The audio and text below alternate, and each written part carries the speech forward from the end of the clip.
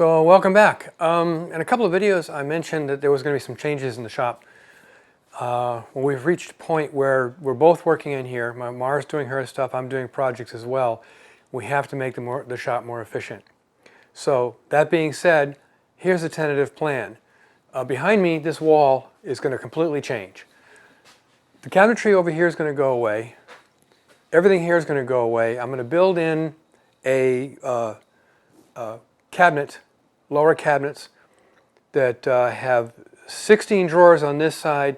The chop saw will go right about there. Then I have another cabinet set over there where all of these boxes here that have our hardware will then slide in. I'll have room for 18 of those to fit in there.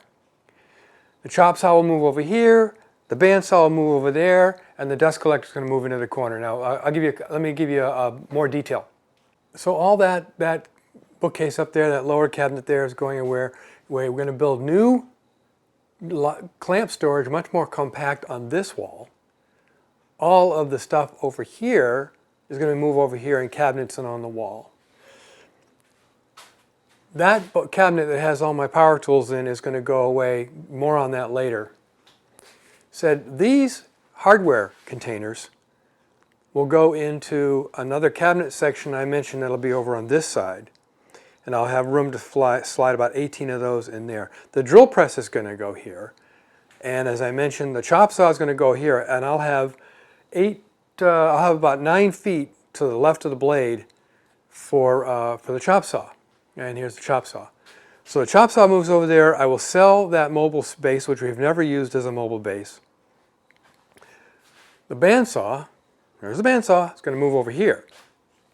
Now I'm considering moving the lathe over against this door here, and then moving the dust collector is going to go turn sideways and go into the corner, so it has there's more space over here. And if I move the lathe, that'll give us more wood storage over here.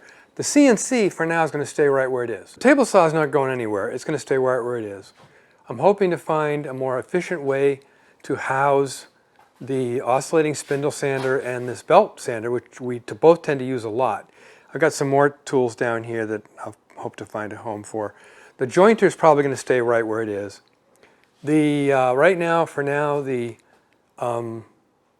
thickness planer is going to remain on that mobile stand, and I can store that elsewhere. I got to find a new place for my welding gear. That's going to go someplace else. This storage is going to remain right where it is. Oh, that shutter, that's a commission. My sister needs 4 of those shutters built. Fun for us. The clamps, they're going to be mounted vertically this way, and that'll compact them down a little bit. That includes the Bessies, the Jorgies, the Irwins, and the C-clamps, and of course the wooden dual jaw clamps. I'll have a new home for the Lee jig. Of course, the router table is going to stay right where it is, and the table saw cross-cut sled will be stored over in a new outfeed table. So here's the outfeed table. I built that when I got the saw stop. I built it with a very clever folding system. So if I needed more space, I could just fold it down. I've never used that ever. So I'm going to build a 48 by 48 inch outfeed table. It's going to have cubby holes and storage all around it. And of course, like I said, the crosscut sled will go in there. That'll free up some more space. On this wall, I'm probably going to put the clamps here, along here, and then some cabinetry shelf space here. And then on this section over in here, I'll have the slide out holders and place the battery chargers for those guys, my hand power tools. Going to rebuild that, make it bigger.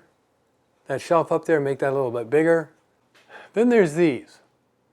All these plastic blow molded boxes for tools that I bought over the years, which I don't use, the plastic blow molded boxes. Or whatever they are, I don't care for them. Waste of energy. If I need to take my tools anywhere, I put them in the back of the car. They almost never leave the shop. So those are going to go into the recycling, all of them. So there it is. It's going to be a staged process, as all these projects are, inspired by a number of woodworkers on YouTube.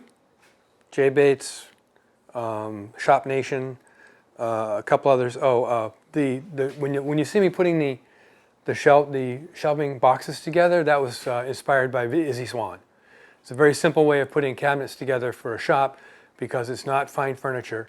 It's just shop furniture. I don't need to build high-end